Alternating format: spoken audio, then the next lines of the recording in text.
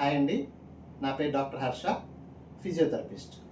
Physical activity, శారీరక శ్రమ, ఆ రెండు లేకపోవటం వల్ల చాలా దీర్ఘకాల సమస్యలు, ఎన్నో జీవనశైలి వ్యాధులు వస్తాయి.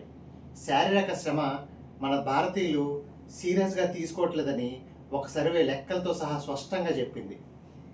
ఇలాగే నిర్లక్ష్యంగా ఉంటే ఫ్యూచర్లో ఆరోగ్యపరంగా చాలా సవాళ్ళు ఎదుర్కోవాల్సి వస్తుందని ఆ సర్వే తేల్చి చెప్పింది. చాలామంది ఆఫీస్కి వెళ్ళామా, తిన్నామా, పడుకున్నామా, తెల్లారిందా, రోజు ఇంతకన్నా చేసేది ఏముందని అనుకుంటారు. కానీ ఈ దినచర్యలో కీలకమైన విషయం ఒకటి చాలామంది మర్చిపోతారు. అదే వ్యాయామం, ఎక్సర్సైజ్. కండలు పెంచే వారికైతే ఎక్సర్సైజ్ కావాలి, కానీ మనకెందుకులే అనుకుంటారు చాలామంది. టైమ్ యూజ్ సర్వే 2024లో ఒక సర్వే చేసింది. ఆ సమరీ ఏంటో తెలుసా? ప్రతి 10 మంది భారతీయుల్లో ఒక్కళ్ళే వ్యాయామం చేస్తున్నారంట. 2 ఏళ్ల క్రితం లెక్కలు ఇప్పుడు ఎందుకు అనుకుంటున్నారా? అప్పటికి ఇప్పటికీ పెద్ద మార్పు లేదని ఆ సర్వే తేల్చి చెప్పింది. గ్రామీణ ప్రాంతాల కంటే పట్టణ ప్రాంతాల ప్రజలు ఎక్కువ మంది వ్యాయామం చేస్తున్నారు. అర్బన్ ఏరియాస్లో స్త్రీలు ఇంటి పనికే ఎక్కువగా పరిమితమయ్యారు. కానీ అదే ఎక్సర్సైజ్ అని భావిస్తారు చాలామంది. అది తప్పు. అందుకే చాలా హార్మోన్ సమస్యలు వస్తున్నాయి. థైరాయిడ్, పీసీఓడి, ఒబిసిటీతో బాధపడుతున్నారు. కానీ స్త్రీల కంటే పురుషులు 3 రెట్లు ఎక్కువ సమయం ఎక్సర్సైజ్ కేటాయిస్తున్నారు. ఒక పురుషుడు సుమారు గంట సేపు ఎక్సర్సైజ్ చేస్తుంటే అదే ఒక స్త్రీ 56 నిమిషాలు మాత్రమే ఎక్సర్సైజ్ చేస్తున్నారని అధ్యయనాల్లో తేలింది. ICMR, national institute of nutrition వాళ్ళు 2025లో తెలంగాణ హైదరాబాద్లో 47% ఒబిసిటీతో బాధపడుతున్నారని చెప్పింది. అదే ఆంధ్రాలో 45% ఒబిసిటీతో బాధపడుతున్నారని చెప్పింది. WHO గైడ్లైన్స్ ప్రకారం పిల్లలు కనీసం రోజుకు 1 గంట పాటు వ్యాయామం చేయాలి. అదే పెద్దవాళ్ళైతే వారానికి 150 నిమిషాలు వ్యాయామం చేయాలి. కానీ ఈ సర్వే ప్రకారం 10% మందే WHO గైడ్లైన్స్ను రీచ్ అవుతున్నారు.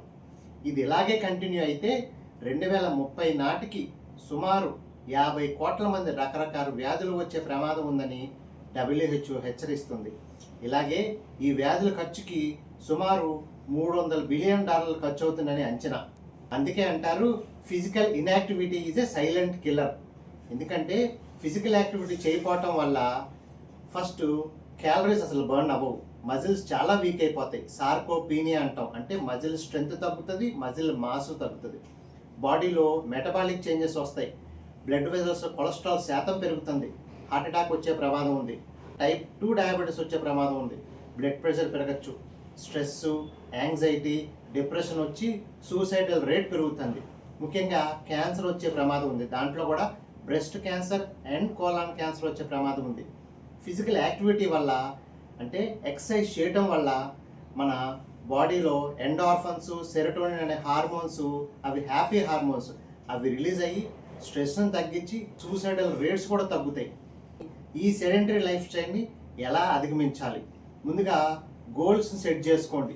అంటే కనీసం వారానికి 150 నిమిషాలు మోడరేట్ ఎక్సర్సైజ్ చేసేటట్టు చూడండి.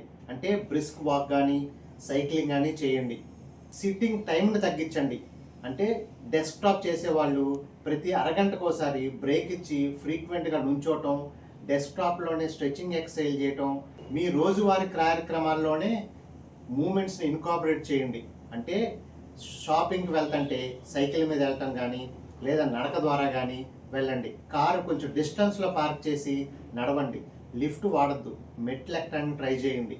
యాక్టివిటీస్ ఏమన్నా ఫన్గా ఉండేటట్టు చూడండి. లైక్ డ్యాన్సింగ్ కానీ, గార్డెనింగ్ కానీ, సైక్లింగ్ కానీ, ఏదైనా స్పోర్ట్స్ యాక్టివిటీస్ మీకు ఇష్టమైనవి మీరు చేయండి. Compulsory strength, flexibility exercise compulsory చేయాలి. అంటే బాడీ వెయిట్ ఎక్సర్సైజ్ కానీ, యోగా కానీ, పిల్లెట్స్ కానీ చేయండి. వారానికి 2-3 సార్లు high intensity interval training compulsory చేయాలి.